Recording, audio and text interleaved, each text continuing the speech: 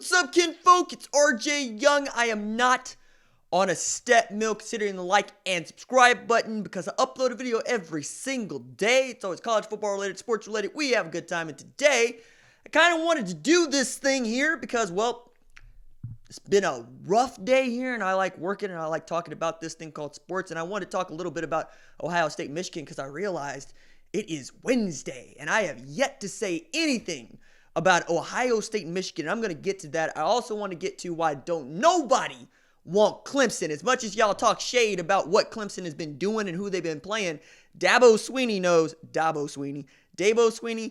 there are people dinging me in the comments for saying it wrong. Coach Swinney has been saying, hey, look, our schedule's our schedule and we get it, but like we hear it all the time, and what do we do but run people? And they do run people. I also want to get to this.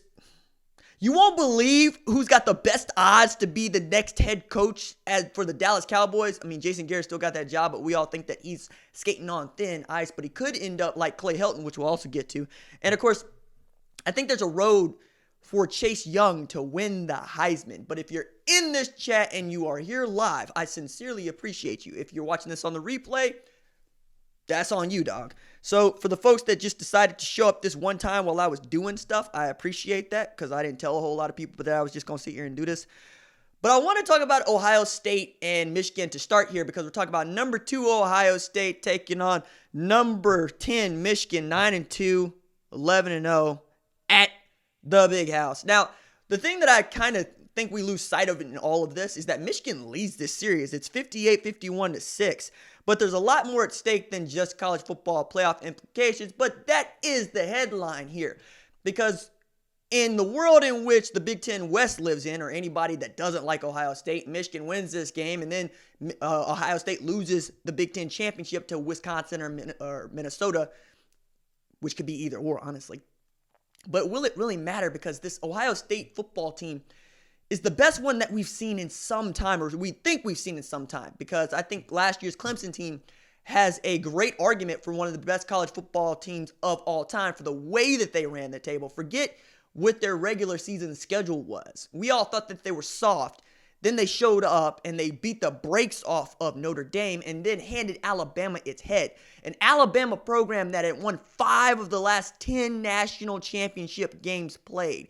It is Nick Saban's world, and we're just living in it, except when we're talking about Swinney and Clemson and what they've been able to do as of late. Because since mollywhopping my Sooners in the Russell Athletic Bowl, 40-6, man, Trevor Knight was 17-37 for 103 in that game. And I remember that game because I got fired just after it in my first full-time gig in this job.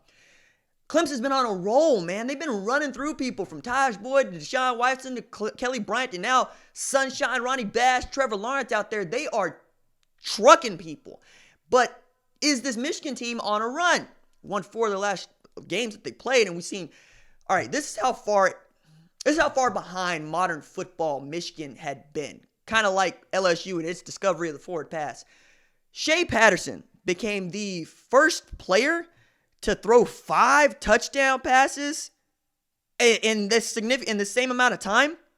Like, it's actually fascinating because I want to make sure I get this one right. He's thrown 9 touchdown passes in the past 2 weeks, becoming the first quarterback in school history with 5 touchdown passes in regulation. That's old hat at Oklahoma. That's just what you do at Oklahoma. As a matter of fact, we got LSU fans all up in their bag right now because Joe Burrow is breaking all of their passing records. Yeah, man, it wasn't that long ago that Blake Sims was breaking passing records at Alabama because Nick Saban needed to force that program into the second generation of modern football. Because we'll remember that Bear Bryant had to get his group of, unintegrated players, to put it lightly, beat to hell before he started winning national championships again because he integrated. But since desegregation, I mean, it's really been about, can your quarterback ball? And that tells you how far Alabama's come, because we're all thinking about Blake Sims as a guy who wouldn't start at Alabama right now, right? Because Tua Tagovailoa, Jalen Hurts, on and on. And we're thinking about what Greg McElroy is, or was, I should say, back when he's wearing number 12 for Alabama, and how he wouldn't start at Alabama right now. And I'm thinking about Shea Patterson and what he was at Ole Miss, and that was one of the reasons people were really excited about him in Michigan, because there was a time in which Folks thought that Shea Patterson was going to do for Michigan what Justin Fields has done at Ohio State. Not to say that Justin Fields is the same caliber of football player that Shea Patterson is. He's better. I am saying that we all thought that Shea Patterson was going to be something of a change agent. And the folks at Ole Miss were like, you can have him. He ain't really that great. And then we saw Tom Mars usher in this waiver request era that was short-lived, where he got Shea Patterson and a couple other players eligible to play at Michigan. But we're also talking about a Michigan squad that has never beaten Ohio State with Jim Harbaugh as head coach in a time in which Jim Harbaugh ain't been bad, right? Because we were all thinking that Michigan is right where Michigan needs to be, and they've beaten everybody that they should beat. And they honestly handed Notre Dame their skull. You remember this? Like they took the two fingers and dug them into the eyeballs and ripped them out. That's the Michigan that we have seen at its peak. But is it good enough to beat Ohio State? It wasn't when Urban Meyer was there, and at least when Jim Harbaugh, because he didn't get it done. And now it seems that Ryan Day has inherited his own version of the Power Rangers, man. Because when they assemble together, he's undefeated as a head coach. And his offense is just humming. And you know with J.K. Dobbins, they can run the football. And when he gets stunted, you know that Justin Fields can pull it out of his gut and he can take off running. And say nothing of what Chris Olave and Austin Mack and Benjamin Victor, when he ain't dropping the easy ones, will make the hard catches. And KJ Hill is a playmaker. We know about the offense. And we know about Don Brown and that Michigan defense. Shout out to the Hill boys. My man, Dax Hill out of Booker T. Washington in my hometown. He's going to be showing out there for years to come. But even if Michigan's defense can do something with Ohio State's offense, even if they can be on the field for the same kind of turnovers, delicious as they are, that Ohio State was able to gift to Penn State to get them back in the ballgame, I'm not certain that Michigan's offense can do anything with Ohio State's defense. Now, we could talk about Jeff Okudah, who is a Jim Thorpe Award finalist, for which I am on the selection committee. I'm a sitting member, and I was very excited to have that guy be honored as one of the finalists for the award, and that's going to be out for vote. But we could talk about Jordan Fuller, who's also on the back end, who's been doing outstanding work. He dropped an interception against Penn State that I thought he should have came down with. We could talk about Baron Browning and how he is a preternatural talent. Check this out. Baron Browning ran a faster 100 meters in high school than Jerry Jeudy. Now, the caveat there is Jerry Jeudy ran his 100 meters when he was a freshman in high school, and Baron Browning ran his when he was a senior in high school. But Baron Browning was already over 225 and going sub 11 in the 100-meter dash. Baron Browning can move, man. We could talk about Tuff Borland, and we could talk about whether or not Jonathan Cooper is going to play in the Michigan game, which I think he is, and then he's going to redshirt, say nothing to Sax Harrison. But the prize is Chase Young, man. That dude has been a monster, and I made sure to write this down, make sure I get this right, because I want to get just how correctly a monster he's been just in the last few weeks. So, Chase Young, 7 sacks, 4 forced fumbles in his last 2 games against Penn State and Wisconsin. He ain't what you want, man. That's the predator coming off the edge over there, yo, dog. You don't want him. Like, you're not... I love this. So, Dennis Dodd got to ask James Franklin straight up, what are you going to do about Chase Young? I mean, you going to stop him? And Franklin just kind of rolled his eyes and threw his head back. It's like, we're not stopping him. Nobody's stopping him. You can only hope he doesn't destroy you. Like, no, we're going to chip. We're going to do whatever we can. But we're not going to stop him. He's going to be in the backfield. And that is unheard of for a head coach to just kind of admit, we don't have an answer for that guy. And to be fair, who does, man? He is actual alien out there. And if he doesn't go number 1, somebody's going to hate themselves for not getting him at number 1 and going to get, I don't know, Tua and his bad hip or Joe Burrow and his one good year. You want this edge rusher. You want this guy that is terrorizing every opposing offensive tackle in football. Nobody can stop him. Can't contain him. You just hope that he stops himself. But even if he did, Ohio State's entire defense is that good. We're talking about a defense that has given up 3 200-yard passing games all season and just 6 passing touchdowns. They do not let you score. I mean, this is one of the best scoring defenses in all of football. And they are not just beating people, they are snatching their souls. They are making like Shane Sung at the bottom. Look, it's also really interesting to note that the Buckeyes have their longest winning streak in this game series of 115 games, right? That runs 7 games. They can exceed that, right? They're at 7 games right now. 2004, 2010, they won 7 straight. They can win 8 straight against Michigan and 4 straight this season. 6 of 7 since getting routed by the Badgers is what the Michigan Wolverines have done. But Ohio State, and I find this one just ridiculous. Since getting thumped, right, way back when, 49-20, don't get dropped by Purdue. Don't get dropped by 30 by Purdue. Remember that? Since then, they're 17-0. Think about that. They're 17-0. That's not how that's supposed to work. Like that ain't where it's supposed to be. Now that when you think about what Clemson has done, right?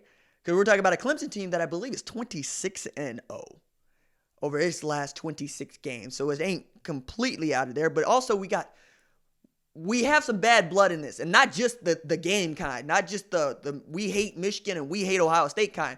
We have the kind in which Ryan Day went into Jim Harbaugh's coaching office and took out 2 dudes. Not 1, 2. Right? I mean, we're talking about guys, goodness me, Ohio State defensive coordinator Greg Madison and linebackers coach Al Washington were hired away from Harbaugh's staff on consecutive days last winter. Michigan has scored 38-plus points in the past 4 games. I don't think they're going to do that this year. But if they did, you would expect them to win this game. Right? You would expect if Michigan could put up 38 on Ohio State, that means that they did something to stop them, but that's not necessarily true because they put up 76 on Miami of Ohio earlier this year, and Miami of Ohio is a really good football team. Like, they're legit. Like, they're good. They're not great, but they're good.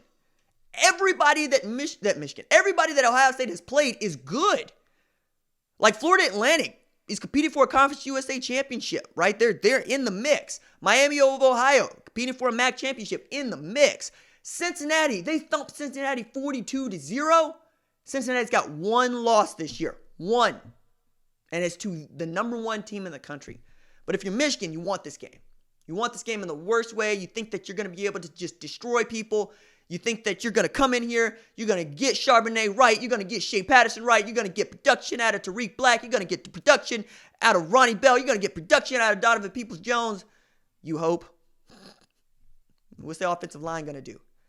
Because Josh Gaddis, it's one thing for you to go and beat up on Mike Locksley, because who hadn't beat up on Mike Locksley? But it's another thing entirely for you to go at Jeff Hafley's defense. Oh man, this could get ugly in a hurry. And if it does, are we not talking about Jim Harbaugh getting soul snatched and maybe his will to coach college football is just broken? Are we not talking about Jim Harbaugh perhaps just folding it up and saying, I'm not the guy at Michigan, let me get back into the NFL? Because I think that's what we're looking at. I think he can't afford to lose this game. Because it ain't going to matter that he put together a pretty outstanding season. It's only going to matter that he lost to Ohio State, he didn't get to play for a Big Ten championship, and he's playing in yet another also-ran bowl. That's what's going to matter to people. Certainly what's going to matter to folks that wear the maize and blue. You know, one of my coworkers at my show, at the Sports Animal, at RJ Young show, my man Patrick, he's a huge Michigan fan. And he knows what they're up against now. He thinks that the elements are going to help him, but he also says all the elements, they just help Ohio State because they can run the ball and they can play defense. So maybe J.K. Dobbins doesn't bust you for 36 and 157, but I doubt it. You know, maybe Chris Olave and KJ Hill and Austin Mack and Benjamin Victor just ain't there with it. Maybe Garrett Wilson just doesn't want to show up to play. Maybe Justin Fields, just doesn't want to get it done.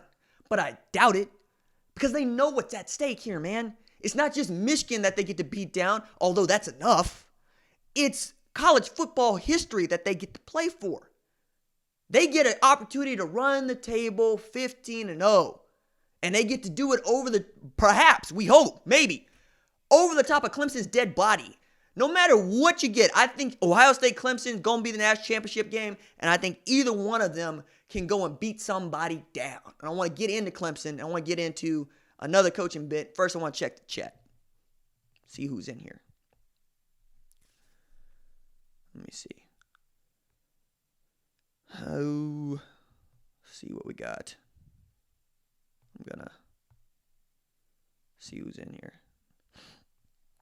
Lamp Pole's in here. What's good? Michael Payne's in here. What's good? Sean Staples in here. What's good? Ryan McDade. I see you, fam. TDC Entertainment. All right, cool. What's up? What's good? Run away from Chase Young. That's the only way. Word is bond. What else we got in here? 2 live production in the house. I doubt Fields is 100%, but he'll be out there. That's good. That's a good point. Michael Payne says 48-21 Ohio State. And I'll go with that. That jersey fire. I appreciate that. I got on my Boobie Miles today. It's a Boobie Miles kind of day. I had a rough day, so I wanted to just kind of chat with some folks. And the room's a lot smaller than it might be if I tell people, although I probably might tell some folks about the next one. We'll see. What up, RJ? Bondo here. What's up? Jason Lau, what up? Who else we got in here? Clemson is ready. Well, we'll see. We'll see. Let's talk about Clemson. Clemson was supposed to have a down year. Clemson was supposed to not be this good defensively. Clemson had lost Dexter Lawrence, had lost Christian Wilkins, had lost Cleveland Farrell, right? And I think another dude to like the 6th round. They lost their entire starting defensive line. And what did Brent Venables do but reload, man? And Isaiah Simmons is a monster. He's just so good, y'all. Like, if Isaiah Simmons played safety or corner, we would have to consider him for the Thorpe Award. He's just been so good. Any other year, he's winning the Bednarik Award. It's just Chase Young has been on another planet altogether. But this Isaiah Simmons-led defense with Brent Venables making the calls has been putting the clamps to people. Just straight jacking them. Like, I thought Wake Forest is good. I still think Wake Forest is good. Not against Clemson. Against Clemson, they gonna get destroyed. Store brand Cam Newton and the fighting Dave Clawson, no sir, And everybody wants to bring up the North Carolina win, which was a win. We forget that. But it's 21-28, and it was, they needed to stop a 2-point conversion and Sam Howell to do it. Sam Howell having a really good year this year. And to say nothing of what Phil Longo's been able to do, and Jay Bateman on the other side, Mac Brown is building a winner out there in Chapel Hill. However, it wasn't like Syracuse didn't test Clemson last year, remember? And we was like, Clemson's soft. Clemson's not for real because Dino Babers nearly went in there and got a W. No. What we've seen is Trevor Lawrence is that dude, and he has reminded us all in the second half of the season that he is that dude, okay? He's been just churning out 200-plus passer efficiency rating performances. But it's not as if Justin Ross ain't still out there, because he is. And it's not as if T. Higgins ain't still out there, because he is. But even if they weren't, that's Travis Etienne back there behind him, man. Like, all the Clemson fans is going, yo, Doug Walker, what you doing? I thought you said you were going to have finalists for the best running back in the nation. If you're doing that, how do you leave Travis Etienne off this list? To which I would say they got a point, because my man's averaging like 8.7 yards per carry. Just ain't got enough carries, like 1,335 yards. In a year in which Chuba Hubbard is 168 yards away from rushing for 2,000 yards in the regular season, he's averaging about 7 yards a clip, like 6-7 right in there. And he's basically become the offense for Oklahoma State. I mean, we're talking about a dude that has reeled off 250-yard rush performance like it's nothing. Even when people know what's coming, even when they know that he's the one person you have to stop, he's been that good. And then there's J.K. Dobbins, who has been an elite back in his own right, and they have very much made him the feature tailback in this offense. There's no splitting carries. It's all J.K. Dobbins with Master Teague and them coming in to spell him from time to time. And then we can talk about Jonathan Taylor, for which he is a Wisconsin running back. And at Wisconsin, all they do is hand the ball to the running back. And all Jonathan Taylor has done is put the back-to-back 200-yard rushing performances. Now, I would also add to that the teams that he's rushed on ain't very good. Nebraska, Purdue here of late. And had they not given up the booty to Illinois, we might be talking about them still as one of the class teams in college football. But they did give up the booty, so we ain't talking about them like that. But there was a time for which y'all was trying to tell me, and I bought into, Wisconsin being one of the best teams in college football. Remember that? Because they beat Michigan like they stole something, like a rented mule. Just stumped a mud hole in it and walked it dry with Jonathan Taylor just running over people. I should also add, the man has rushed for 5,856 yards in 3 years. That's the most by any tailback in the history of the game in 3 years, okay? That dude chased down Herschel Walker. And anytime somebody says your name and Herschel Walker is in the same sentence, when you talk college football, you're doing something right. Now, if you talk about the MMA, maybe not so, because While Herschel Walker still looked like he could fight, he don't look like he knows how to fight. But that's neither here nor there. So your 3 finalists were Chuba Hubbard, J.K. Dobbins, and of course,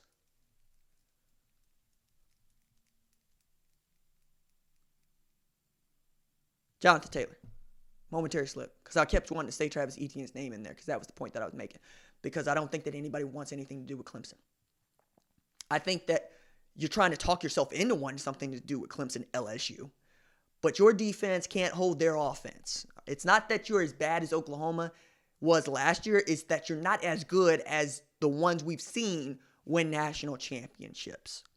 Because the one thing that we know to be true about playing college football for national championships is that your defense has to be elite. And the one year in which a defense was ranked outside the top 25 in defensive efficiency and won a national championship, they had a legend at quarterback in Cam Newton out of Auburn. That's it. That's all. That's it. Everybody else has had an elite defense. And Oklahoma's closer to having a top 25 defense than LSU does. Because as of now, Oklahoma ranks 31st. LSU ranks 43rd. Okay? Put that in perspective. Iowa State, barely in the top 25. They rank 41st. Defense just ain't been there, man. I mean, we could talk about maybe giving up the booty on the back end from time to time. We could talk about Derek Stingley learning what he needs to do, also coming up with a bunch of picks. We could talk about Jacoby Stevens having up and down and Christian Fulton being up and down. What we cannot argue with is the scoreboard. Scoreboard against Ole Miss. Crappy Ole Miss said 37 points. 37. We can't argue with John Reese Plumlee rushing for 212 yards on the LSU defense. Can't do it. Cannot argue with Ole Miss going at LSU's defense for 612 yards. You can't be giving up 612 yards and expecting us to crown you. That can't happen. And giving up 20 to Arkansas, which has basically been an FCS program this year, ain't going to help your case. So I hear LSU fans saying they want the smoke, but I don't think you want the smoke. I think you're going to get smoked. Now, I love me some Joe Burrows. I like his swag. I like that Clyde Edwards-Helaire has reached that upper level where your mind, body, and soul must be one. I appreciate that. I appreciate that Clyde Edwards-Helaire was carrying Alabama defenders into the end zone, saying, hey, boys, I'm going that way. Y'all want to hitch a ride? I appreciate that. I appreciate 6 carries for 188 yards against the FCS program formerly known as Arkansas. Okay? I appreciate Jamar Chase having one hell of a season. Finalist for the Biletnikoff Award. Something like 63 catches, 1,263 yards, and like 15 tutties. I mean, the Charlie's Angels trio of wide receivers at Joe Burrow's disposal is filthy. Still think they're going to get matched up and ran.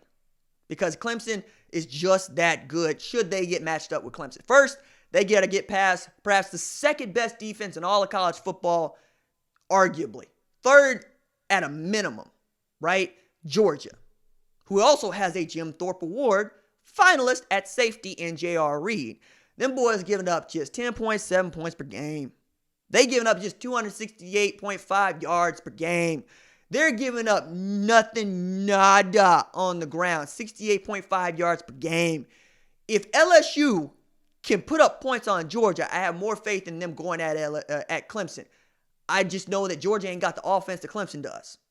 And that's the other reason why I don't think anybody wants anything to do whatsoever at all with the Clemson Tigers. You don't want to go anywhere near them. And South Carolina going to get the full weight of that this weekend. Let's check the chat.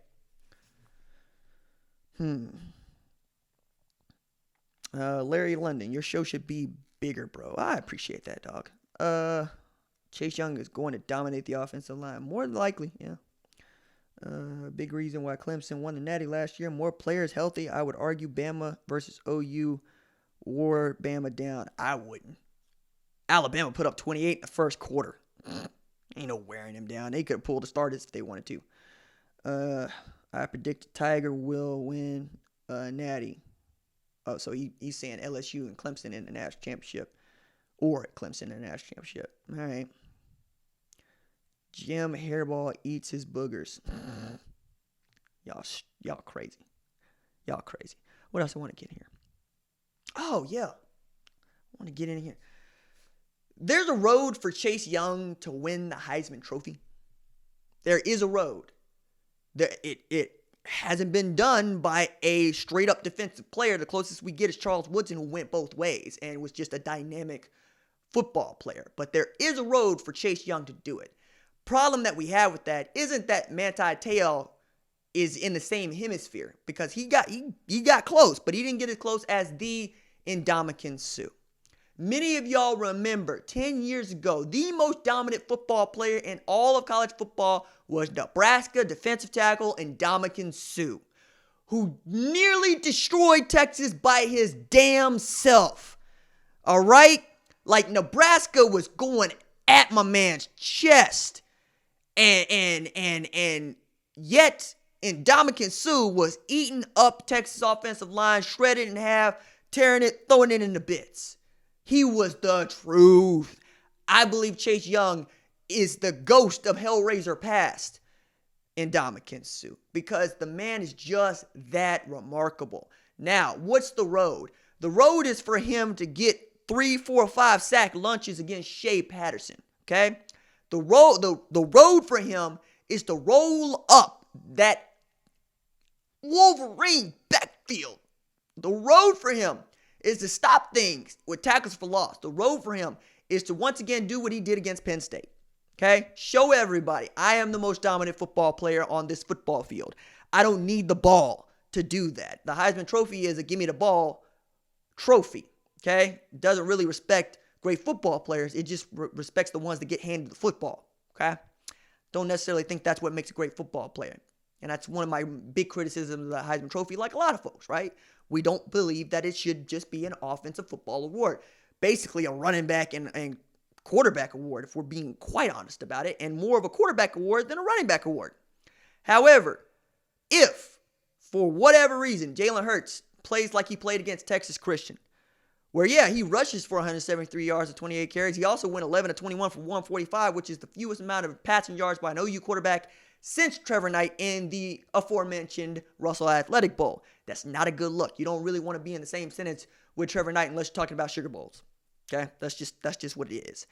We also know that if Joe Burrow gets the clamps put down on him by Texas A&M, or even by Georgia, to be quite honest, he could play his way out of winning the Heisman Trophy, for which many people believe he is a shoo-in. All right? All he has to do is continue to do what he's been doing.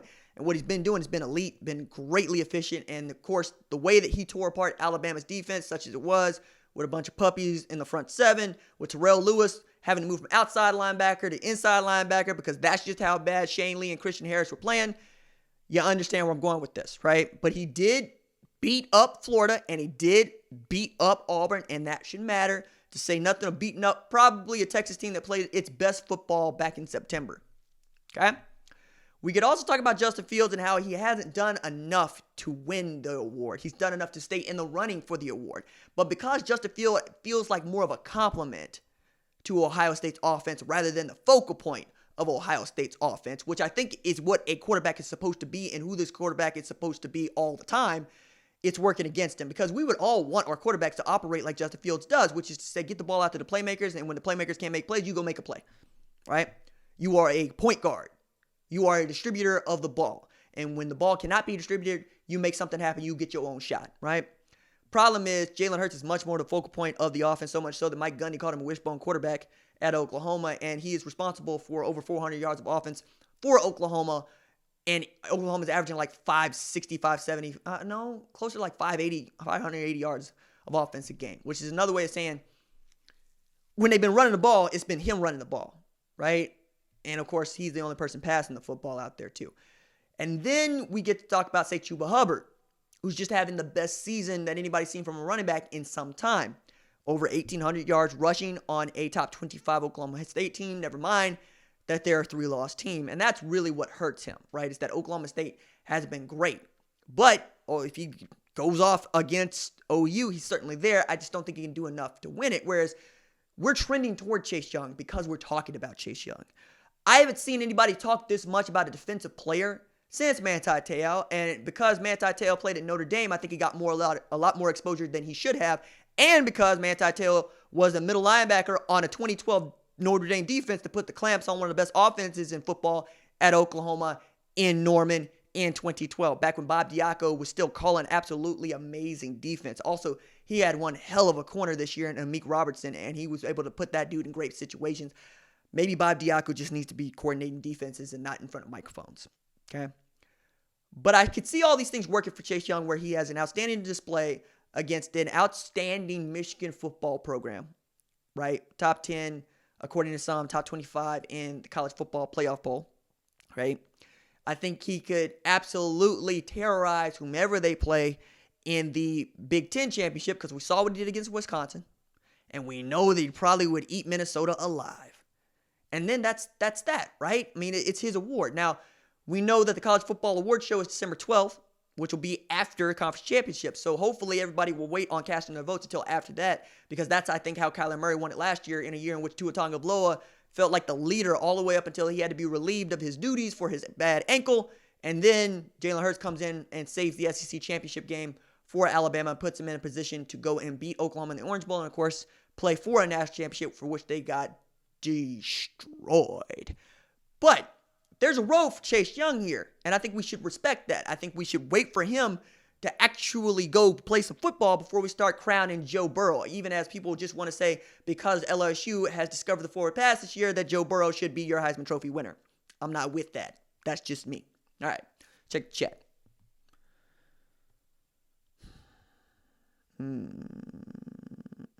I got questions. See any questions?